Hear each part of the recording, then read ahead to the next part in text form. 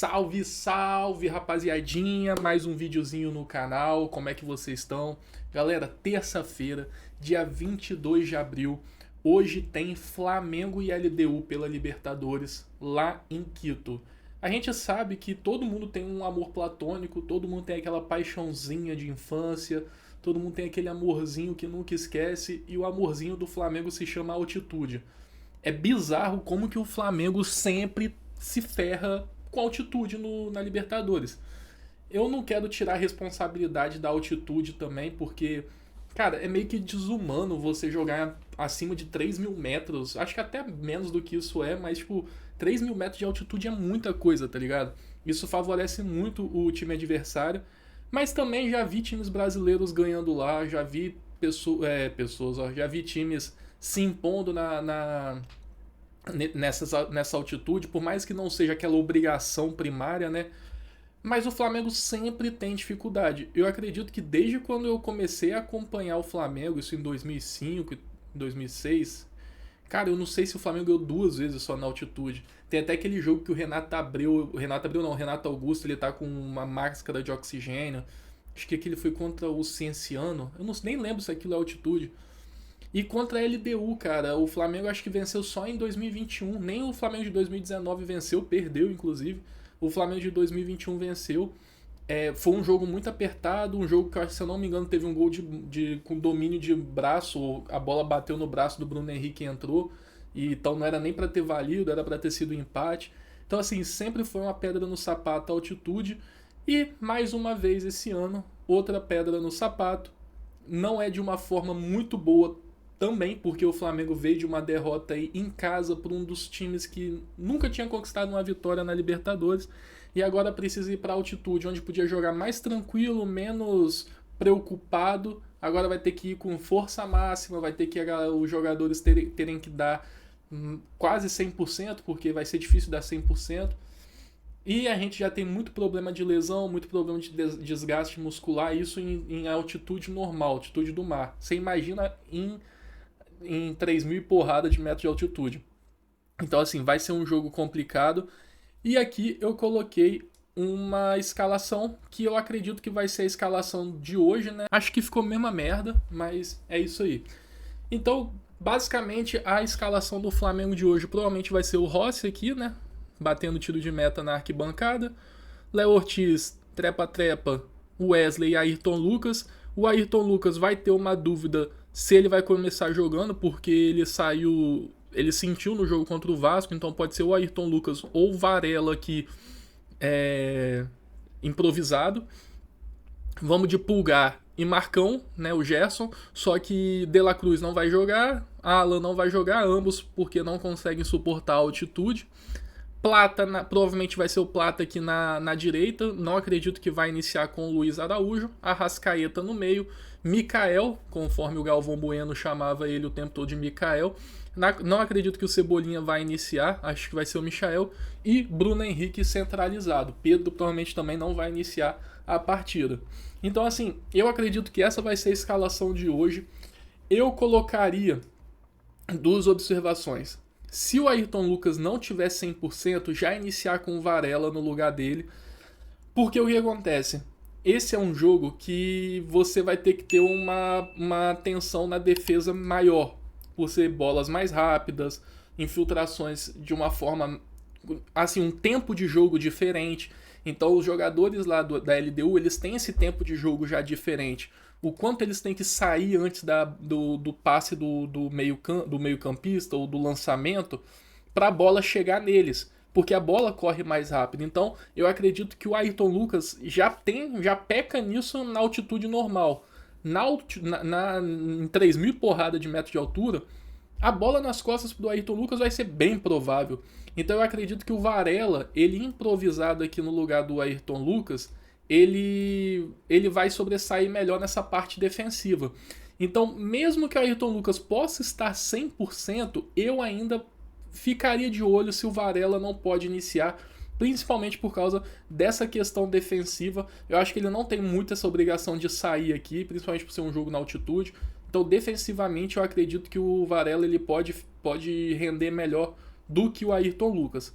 E a outra observação que eu faço é o seguinte: se o Flamengo tiver um controle de bola, tiver uma posse de bola boa, eu iniciaria com o Danilo no lugar do Léo Pereira. Poderia inverter o Léo Ortiz com o Danilo aqui, faz o Léo Ortiz saindo na esquerda, o Danilo saindo na direita, porque a saída de bola do Danilo, apesar da saída de bola do Léo Pereira ser muito, do Léo Ortiz ser muito boa, a do Danilo é surreal de boa. O Danilo ele consegue fazer um negócio que eu acho incrível e que quase nenhum jogador do futebol brasileiro faz, e é assim, é simples, é bobo, mas faz toda a diferença na partida. O Danilo ele projeta a bola para onde o jogador vai chegar e receber ela no melhor momento. Isso faz o jogador ganhar segundos, faz a dinâmica do jogo ganhar segundos. Isso faz toda a diferença. O que eu tô querendo dizer? Às vezes você vê o jogador tocando uma bola para um lateral ou tocando a bola para um volante, ele toca a bola e o volante ou o lateral, qualquer jogador, tem que voltar um pouco. A bola vai na perna esquerda, sendo que o jogador é destro. Às vezes o jogador está indo em direção ao ataque, a bola, em vez de ir mais na frente, ela não vai tão na frente, aí o jogador tem que frear um pouco para poder pegar essa bola. O Danilo não, o Danilo consegue projetar essa bola no melhor ponto futuro pro jogador que vai receber. E isso dá uma dinâmica totalmente diferente.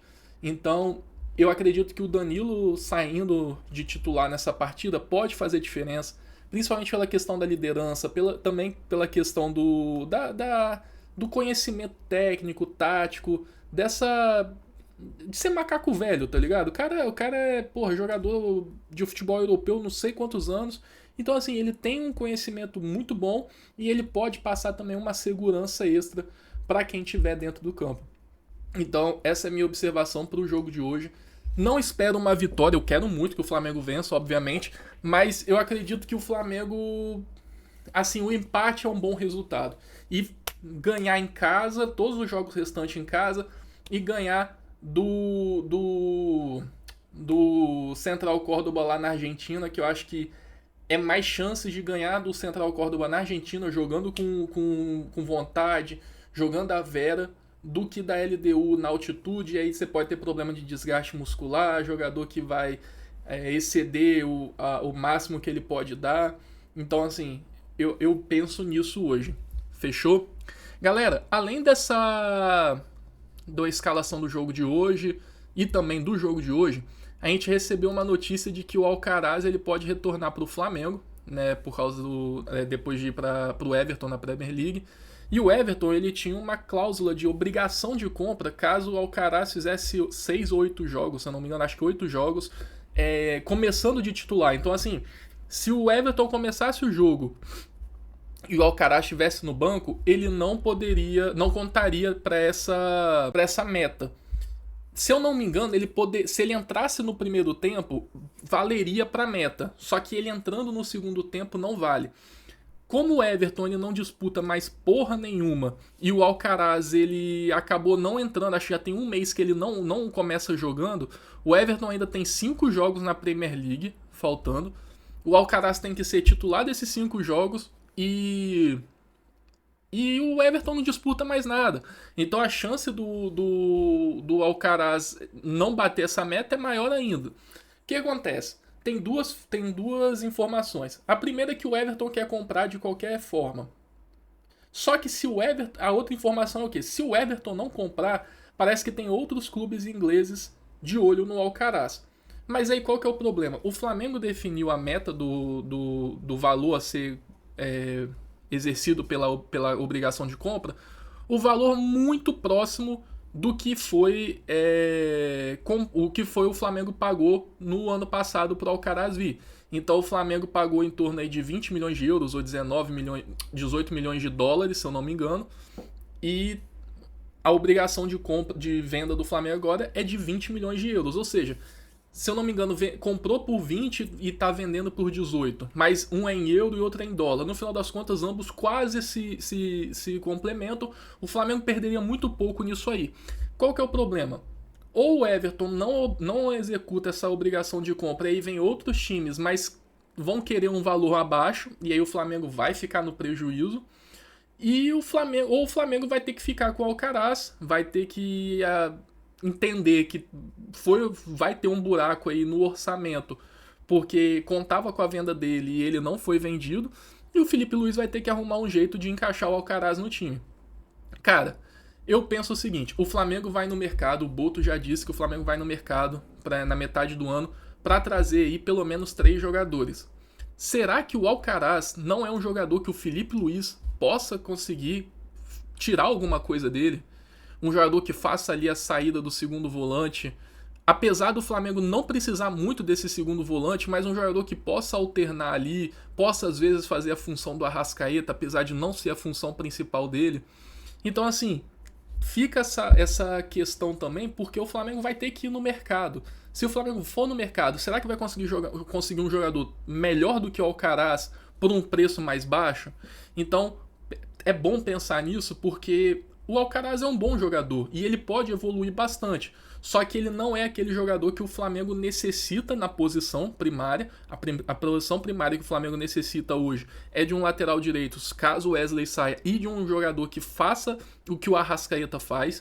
E não acho que seja o que o Alcaraz faz, mas ainda assim pode ser um jogador que pode render no Flamengo. Então fica essa observação também.